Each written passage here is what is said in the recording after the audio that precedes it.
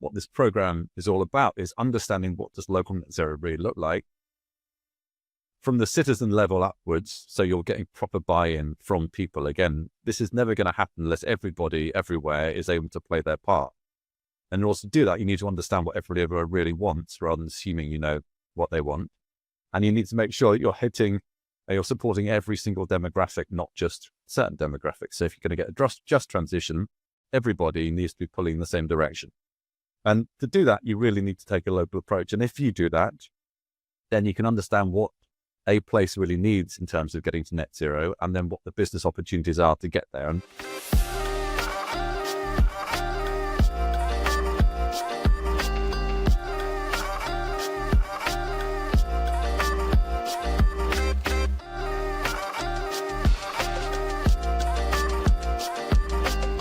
hello and welcome back to the Hypercube podcast. I'm delighted today to be joined by two guests. I've got James and Rachel. Rachel, would you like to introduce yourself? Yeah, sure. Hello. I'm Rachel Duggan. I'm a senior net zero consultant at Urban Foresight. James? yeah, morning, Adam. I'm James Taplin. I'm an innovation lead in the urban systems team at Innovate UK. Excellent. Well, that begs the first question. We've not had two guests from two different organizations on before. Could you expand a little bit on, how this came to be and why you're both here together? Yeah. Official story, and there's the unofficial story. Rachel, do you go first? Yeah. Well, I'll start with the fun unofficial story, which is that in terms of this podcast, I was sat next to Adam at a different table in the Black Sheep Coffee in Edinburgh, and I was eavesdropping on a conversation he was having on heat networks, and just introduced myself, talked a little bit about this amazing program that I'm working for and on behalf of Innovate UK, which is the Net Zero Living program. So in short, James is my client.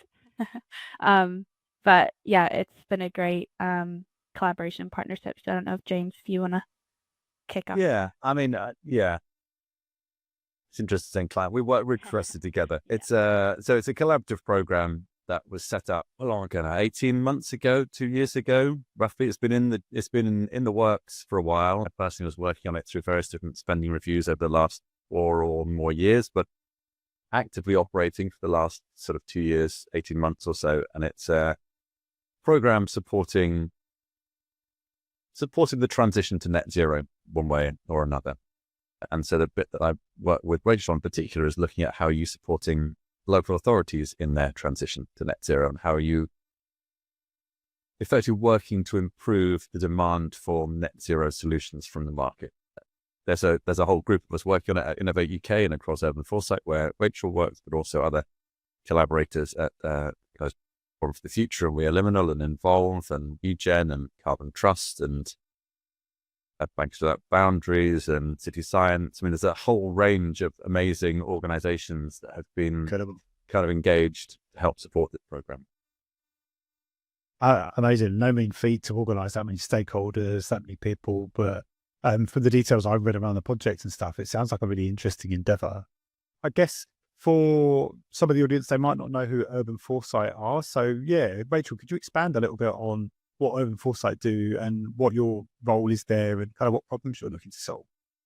Yeah, of course. So Urban Foresight are a place-based innovation consultancy. We're based in Newcastle and Dundee, but we work on projects across the UK, internationally as well. Ultimately, to make good things happen.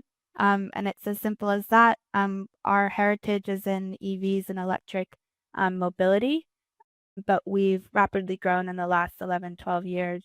We have a health and care team, sustainable economy team, transport planning, and energy systems and infrastructure team.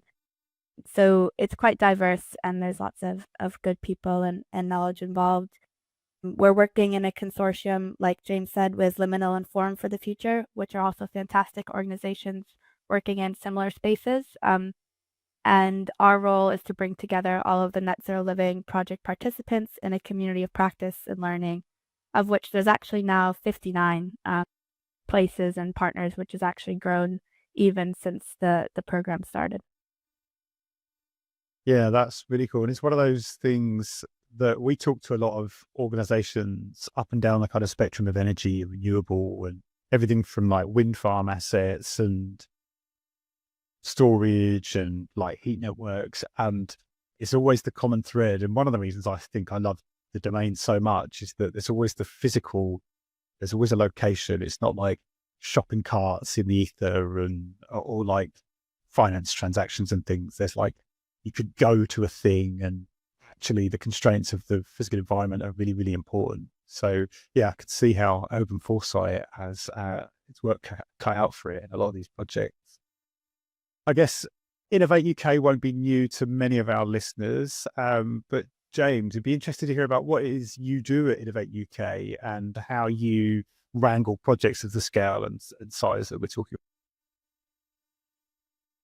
Right. Well, so I guess for those of you who might not know who Innovate UK are, we're UK government business innovation agency. We're funded by Department of Science, Innovation and Technology, DSIT.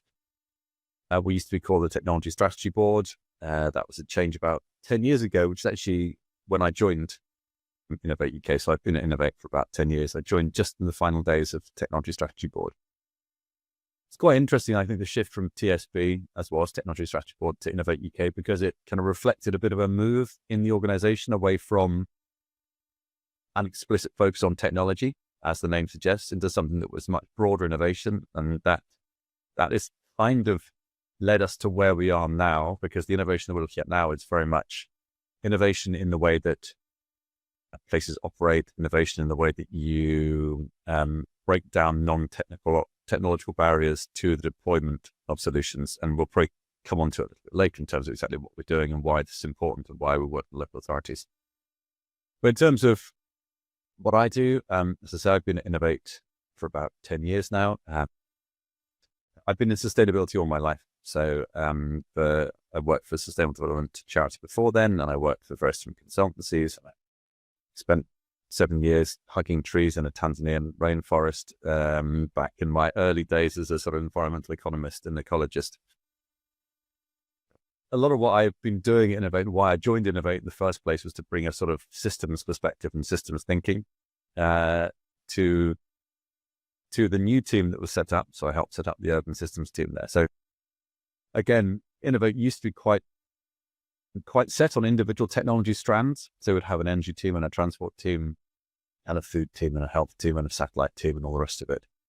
And the urban systems team was deliberately set up as a new team to kind of cut across that, to try and look at these spaces where those different systems interacted and combined, and to kind of take a bit more of a systems thinking approach. So what I've been doing, I guess, the last 10 years is trying to bring some of that approach. In terms of how we manage a project like this, that's an excellent question. I should say we have never done anything like this before. And I don't think anybody across kind of government has done anything quite at this scale and ambition before. This is, in terms of numbers, we spend more money on this, but it's about a £60 million program across the local authority side and the business support side as well. But what makes it quite different is this kind of active program of learning and management that sort of sits around it. Very often what Innovate traditionally does when we fund large amounts is we sort of fund, and then there are sort of monitoring officers and monitoring functions that make sure those projects are running and sort of feed in, and that they're hitting their goals and that they're spending the money that we're supposed to. And they come to the end and then we'll run another project. This is very different in that we've got this massive kind of intelligent function that sits at the heart of it, which is where Rachel sits, which is why Rachel's actually a lot closer to a lot of its work than I am when it comes down to it, which is pulling insights out of the project and out of the participants, and as it goes on, and feeding them back into the program so that we are iteratively improving it and giving people the information they want and need. So it's a bit of a new departure for us. It's very exciting. It takes a lot of work. Be careful what you wish for. I mean, when I was dreaming this up a few years back, I thought, wouldn't it be amazing if? And it is, but it's definitely a lot of work. I can see why lots of people shy away from it. So, that's really interesting, because we at Hypercube put in a smart grant application this week, but this isn't like a smart grant application. This is something different. I guess, Rachel, James, like, how do you get involved in a project of this scale, of this size? How do you get on the list? Like, if you want to contribute as a business or an individual, how would you be in line next time around something like this comes up? So this phase of the project is going to run through till somewhere towards the sort of middle end of 2025. As you know, we've got a new government in place, and we're sort of going through sort of spending review process at the moment. So we look like we're going to have a 1-year spending review settlement from 25 to 26, and then in the spring we'll have announced a much longer program after that. So that's just to kind of set the context in that right now, I guess the program we're in delivery phase of the program. It's in flight. We are looking at what happens next in the next year. We suspect that there'll be small activities in the 25 to 26 period, but they'll kick off again and ramp up a bit more, hopefully in the sort of 26 onward period. So in terms of kind of getting involved in it directly right now, I suppose there are fewer opportunities to be kind of intimately part of it. But we're always, in terms of businesses, I mean, there are kind of other business engagements that are going on. We've got sort of strands of work, particularly around kind of international engagement as an associated part of this, which are going on, and there'll be sort of standard competitions and things coming out of that. Businesses that have particularly interesting solutions for local authorities, we're always interested to hear in. We have, as Rachel said now, a group of 59 local authorities we work really closely with. We engage them online monthly and in person quarterly, so we bring them all together. We have sharing sessions. We have a business showcase sessions. We ran one in Liverpool just last week, and we've got some more coming up where we get groups of interesting businesses in that might have something that's applicable to local authorities, and we put them in the same room together. So there are opportunities like that for businesses to get involved, to get in touch. There are business showcases. There'll be annual events coming up. Informally, any intel that we can kind of gather constantly about new ways of doing things, solutions that might support local authorities, we're keen to hear about, and we can then help in front of the right people. Rachel, I guess, what's it like on the other end of that, like being a part of that consortium? Because it sounds like it's quite a busy space. There's a lot going on. You've got lots of stakeholders, lots of participants, lots of, like, a significant chunk of funding. Projects of this scale can sometimes get a bit lost in themselves. Like, what's the experience like on your end, and how have you navigated that as Foresight?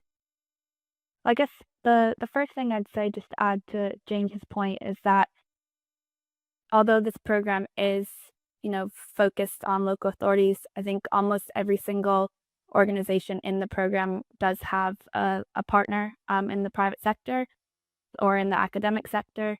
Not all of them, but I think the vast majority are working collaboratively across different sectors. I guess one piece of advice would be, if you are a business that's looking to get involved in this space, is to make sure that you do have those relationships, because it requires cross-sector collaboration. So if you don't have those relationships in your space already, definitely reach out to different universities, other people that are in your kind of place, to see what sort of funding is available on local net zero transition opportunities. As far as our work, Urban Foresight Forum for the Future and Liminal, so we deliver the capacity building service for project participants. There's quite a focused work packages that we deliver. So we have kind of the whole program coordination of the service. So project management, we have Dinah Jackson's the program manager of the Future Ready service, and Jenny Martin is the assistant program manager. They keep everything going is the short answer. It definitely, it couldn't happen without them, and they are, just keeping everything turning. So I manage the Insights Forum for the Future, delivers the mentoring service for kind of the people-focused projects. Liminal curates, coordinates, excites the community of practice. My colleague Tippa Scott also manages the action learning and evaluation arm of the program. And yeah, just to echo, it's not easy. The scale, 59 local authorities all delivering also across a vast range of themes. So heat, power, mobility. There's now some agriculture and food projects, and a new small group of 7 Department for Transport funded decarbonization demonstrator projects as well as 3 DESNZ-funded local net zero accelerators. So the short answer, as James said, it's innovative in itself. It's a new endeavor, new relationships across sectors, across different levels of government, and also private sector, academia, and I think everyone's kind of learning as they go. But the exciting bit is that because we're now a year into the insights work, we're really looking at shaping up the structure of our final program report, which will be in December 2025. And that's to structure how we kind of share our collective learning. It's ultimately going to inform how to do net zero in a place and how to support place-based net zero in kind of an actionable playbook is kind of the final, hopefully, boom guide for everyone. Something that you reminded me, Rachel, I should kind of go back to basics. So we're talking about local authorities here, but it's all of what we're doing is for business. I think that's really important to kind of make it clear. We are the UK Government Business Innovation Agency, and we're about supporting business innovation. The focus, particularly now on local authorities, has come about because, well, a few things. First of all, we did a piece of work recently, or a year or so ago, with PwC, looking at what does it take to get to net zero if you take a place-specific or a place-agnostic approach. And what we discovered, or what that report discovered, was if you take a place-specific approach, so one that's tailored to each place rather than a one-size-fits-all, for about half the cost, you deliver twice the energy savings and about 3 times the social benefits and the social savings. So it's much cheaper, and there's like a 6 times improvement in terms of taking a local, a specific approach rather than a generic approach. So it's important for the economy to take a place-specific approach rather than one-size-fits-all. But if you're going to do that, you then need to understand what does that local specific approach look like. And that's what this program is really all about. Right. It's about understanding what net zero looks like at the local level and how do you meet net zero goals and opportunities at that local level. There are sort of some 300 or so, 400 or so local authorities in the UK, a relatively small number. If you can get that relatively small number of stakeholders moving, that's a great way of getting change across the economy as a whole. Local authorities touch on every single household in the UK. They are on the front line for many people as far as net zero is concerned. They are feeling it in a way that lots of others aren't. They see the pressures in air quality, and they see the pressures in transport and congestion, and they see the pressures in infrastructure not being able to cope with increased climate, all the rest of it. So they are on the front line. It is, they want to be doing things on net zero. Most of them have made some sort of commitment about how you get to net zero, but many of them still don't really know how you're going to do that. What this program is all about is understanding what does local net zero really look like from the citizen level upwards. So you're getting proper buy-in from people. Again, this is never going to happen unless everybody everywhere is able to play their part. And in order to do that, you need to understand what everybody everywhere really wants rather than assuming you know what they want. And you need to make sure that you're supporting every single demographic, not just certain demographics. So if you're going to get a just transition, everybody needs to be pulling in the same direction. And to do that, you really need to take a local approach. And if you do that, then you can understand what a place really needs in terms of getting to net zero, and then what the business opportunities are to get there. And this program is all about that. Is what are the problems in a particular place? And then how are you skilling up local authorities effectively to be better clients, to then be able to procure the right solutions to meet those needs? So it's linking, understanding what people want. How do you then link it with business to create the right solutions? And then how you're linking through into kind of sustainable finance models to make sure you're developing a sustainable pipeline of projects that sustain that kind of transition in such a way that everybody everywhere can do net zero for the good of all. So it is, I want to kind of go back to that bit because it is absolutely about business. I mean, we say, what are the business opportunities? There may be less grant funding opportunities from our team in particular coming up, but the kind of capacity that we're looking to build, this ties in with what Rachel was saying, is in local authorities, it's engaging with local authorities, understanding what they want, what they need, and through the work that we're doing, hopefully making them better clients for business to be able to deploy innovative net zero solutions at scale that accelerate transition to where we need to get to. within what limited time we have available. Sounds fascinating. I attended a really, really good talk recently that was looking at some research across the UK on the secondary and like indirect benefits of investing in net zero. So for every pound you invest in net zero, what secondary and tertiary benefits do you get? And it was really, really varied depending on location, which I thought was really interesting. And it went as high as like, I think it was like 25 times the return in some parts of the UK and Northern Ireland. And it was just really, really fascinating to see. So I can totally understand how that location-specific approach is really, really important. It feels like from what you were saying, Rachel, it's quite a hands-on approach you're taking as well. It's not just like, oh, here's a training course and then you get, or here's a tech solution, but it's not only tailored, but also there's quite a lot of like process in helping the end user on that journey. So in my experience delivering projects, like for these kinds of amorphous ethereal things that are a bit complicated, actually that is quite useful because we're all humans at the end of the day and trying to make decisions, and context is always really, really important. We've talked about innovation a lot, and that's a word. There's two questions I want to ask here. We've talked about innovation a lot, and that gets bandied around quite a bit. And we've also saying net zero, and that as a term, I think can mean a million and one things, everything from like behavioral change, like I'm going to stick my washing machine on in the middle of the night, to actually going and getting hardware and technologies, change my fleet of vehicles to EVs, or put insulation in retrofit old buildings. So just to bring this to life for some of the audience, have you got any really crunchy specific examples of where innovation has really made a difference to businesses or local authorities as part of the program? Yeah. So the first thing I'll say is that, a lot of the local authorities in this program are innovating in this space for the first time. So I can't stress enough the feedback that we've heard from local authorities is that even the distribution of this award has been opening doors and groundbreaking for not only project delivery in terms of tangible, what is the specific project they're delivering. For some places, it's large scale retrofit.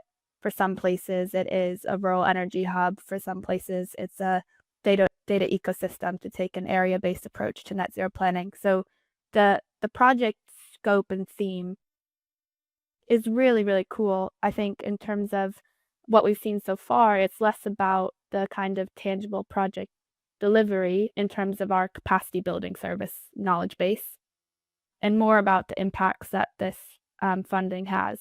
And we've heard from various groups that even being in this program has really increased their ability to communicate internally on net zero across different officer levels with senior leadership, with investors. And we've also heard the benefits of being in a community of practice in terms of access to a wider knowledge pool, leaning on colleagues across different organizations for even professional and emotional well-being in a space that feels quite challenging and lonely to deliver in. Some of the people that are delivering projects are maybe a climate change officer, and that's their whole team themselves. So there's such a diverse range of impact when we talk about innovation so far in the program. We recently held a focus group on experiences driving net zero innovation in local government, which is really kind of a 1-year reflective point in the program. 47% of our local authority organizations that attended this focus group said that the culture of innovation is open in their local government, though limited by resources. 25% were cautiously progressive and wanted stronger frameworks for net zero in their places. So again, I would echo what Rachel says. It's the program itself is innovative in the way that it's bringing people to get there. I guess also to stress that a lot of the premise of this is that it's not about the technology. Again, it's about how do you remove those non-technological barriers. And that's sort of where we're looking at the innovation. So it's not tech innovation per se that we're looking at. Well, my contention is that we need more tech, absolutely, here and there. But actually, a lot of the tech that we need to get to net zero already exists. And what we need is to get that adopted at scale. And so to do that, it's like, how do you break down the non-technological barriers to adoption? So what is it that's stopping that adoption? And that's where this program, I guess, is trying to innovate most. So we've got 3 different cohorts of local authorities that we're supporting. So we've got some who are doing big demonstration, because we recognize that if you're going to get sort of shift, you have to show people what is possible in order for people to then kind of adopt it. And we've got various different demonstrator programs that are running. It's an interesting program, Net Zero Terrace Streets. So, how many terrace streets there are across the UK, vast numbers. They're quite hard to decarbonize, particularly around heating. And so looking at how do you develop sort of district heating schemes for net zero for terrace streets. But it's not really about the tech. It's more about the legalities and the funding mechanism that sits behind it that makes it easy for people to take that step and to adopt it, and for people to be able to afford it. That's where the challenge is how do you build this in a way that people can then afford and can sign up to it. So we've got a number of demonstrators that are coming out, and I guess we'll see what comes out of those. We've got some slightly sort of smaller projects, which are Pathfinder projects, which are they are building up. They're sort of doing some more development. They're looking at how do you start on that journey, or take the first steps on that journey towards being kind of a demonstrator, with the view that we'll do some demonstration hopefully with them later.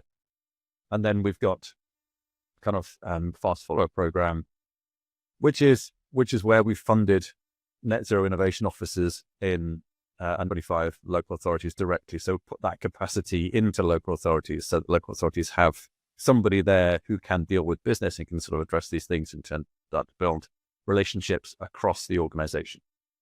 So it's going to be really interesting at the end to see exactly what comes out and where those innovations are. I think there's a lot of potential there, and kind of crunching it into something which is useful, so we can disseminate that. Because the view is that we need to get this out there. We're supporting like 59 or so, but there are large numbers of other local authorities across the place that we're not supporting them. So we need to get it out there. I think the other point you were making earlier about kind of what does net zero mean and the benefits of net zero. I think one of the things that we're focusing on, again, when it comes to tech, is not how do you push net zero technology at people, but how do you use technology to meet people's needs in a net zero way? And that's a sort of different framing, because that's what people ultimately care about. But the best one in the world, nobody has the luxury of putting net zero as their sort of primary objective.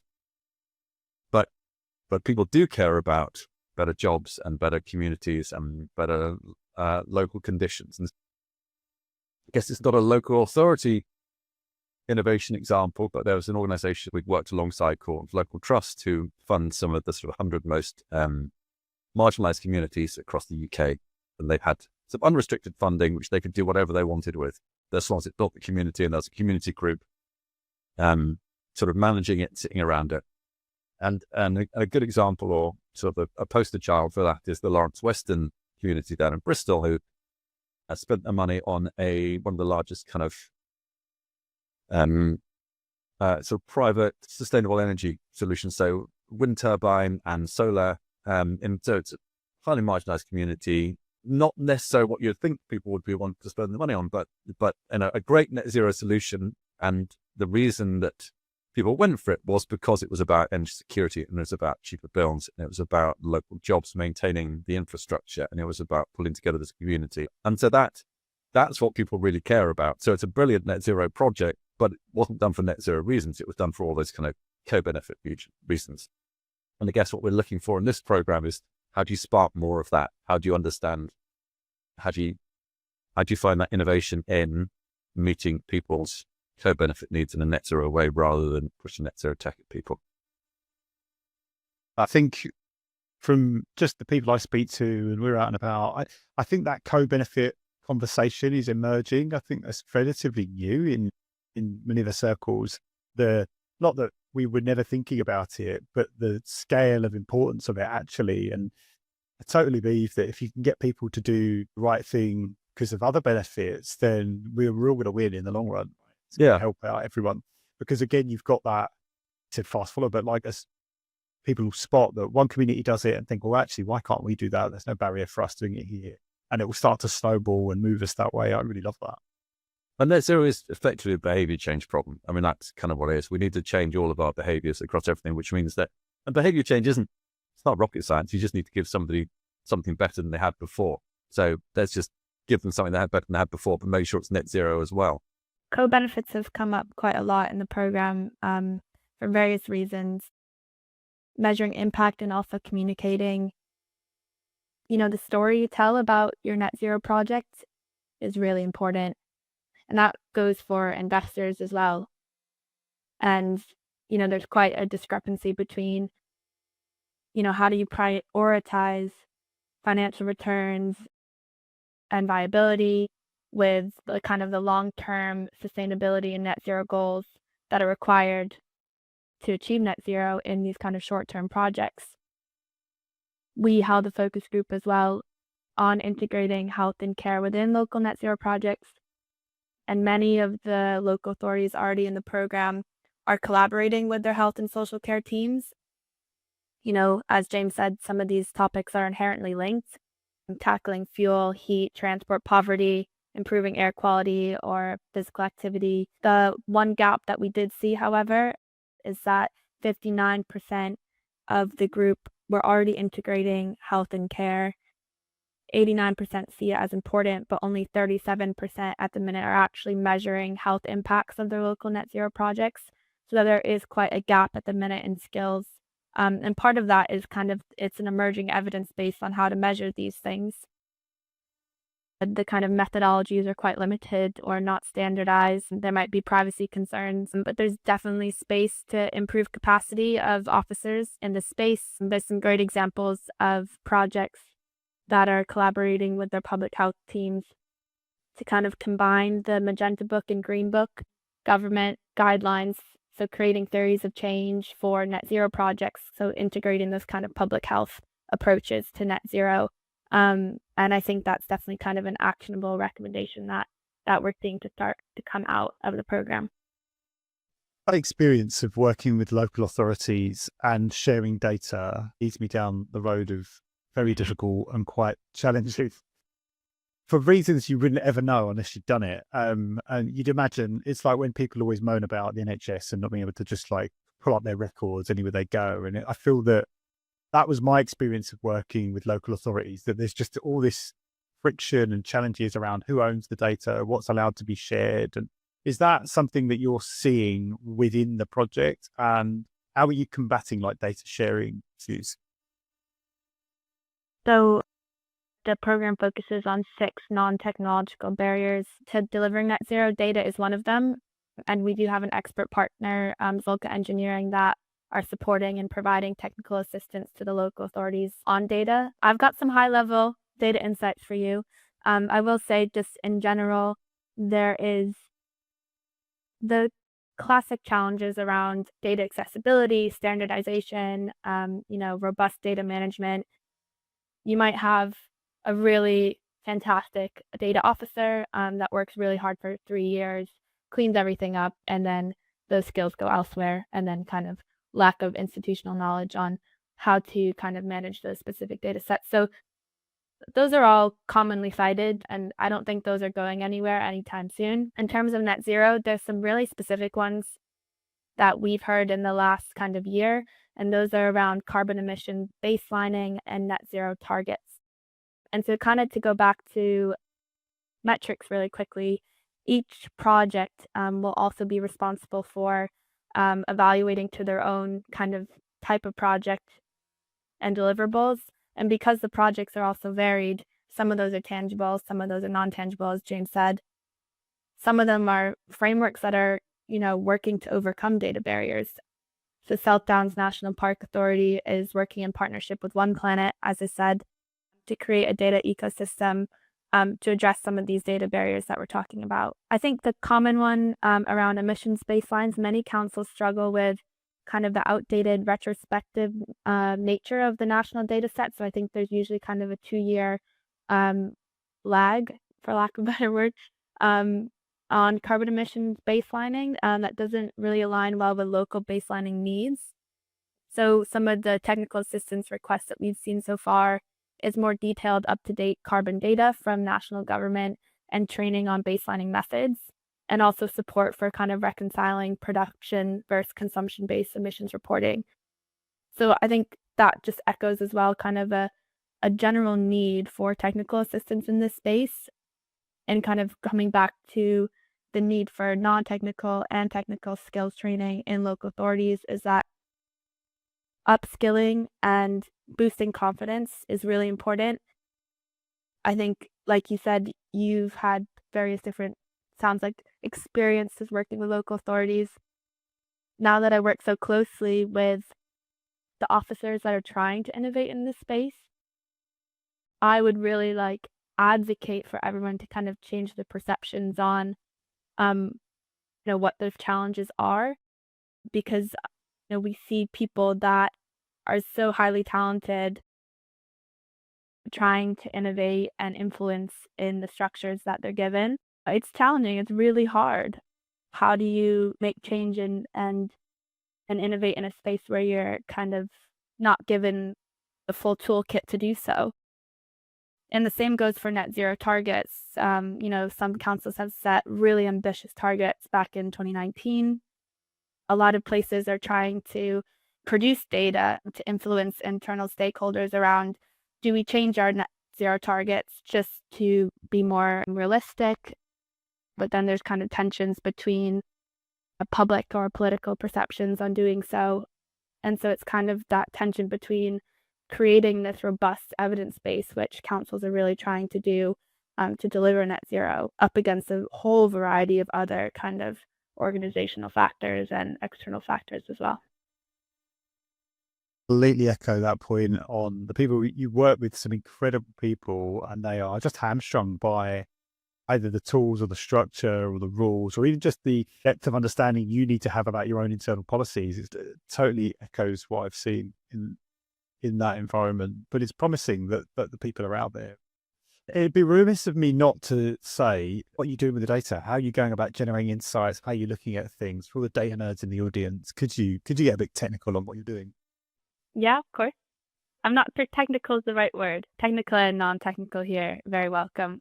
So for the purposes of the Future Ready service, we very much see an insight as a deep and clear understanding or realization about a particular situation or issue that accelerates net zero.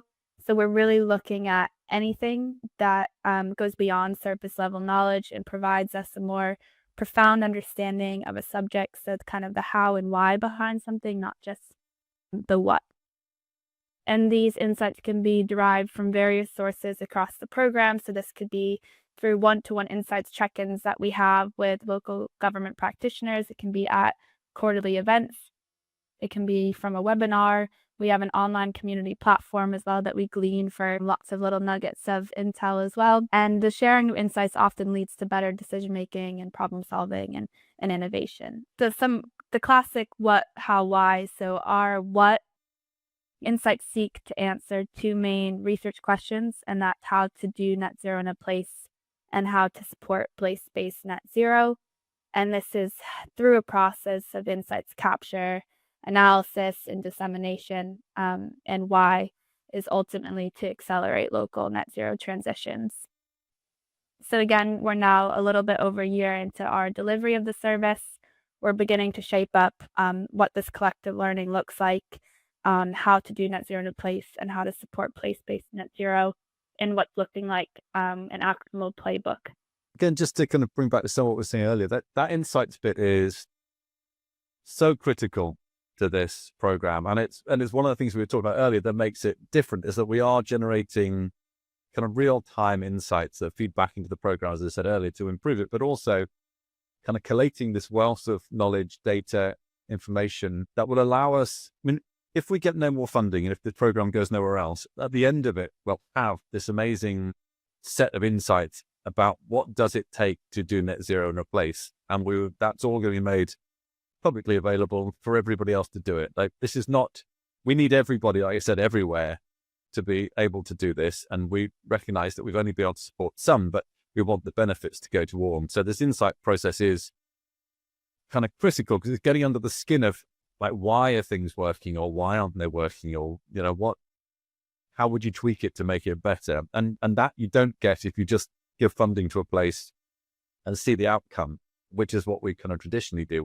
that insights about how would you get there? How are different places doing the same sort of thing in slightly different ways? And what does that mean about how it might work for you in your place as well? So again, just this insights piece is really innovative for us as well, and really critical. And it's what's gonna make the difference to everybody else out there, and to all the other local authorities that we're not supporting, and indeed to all the other businesses that are interested in working with the local authorities. It's like, this is the sort of problems that local authorities face.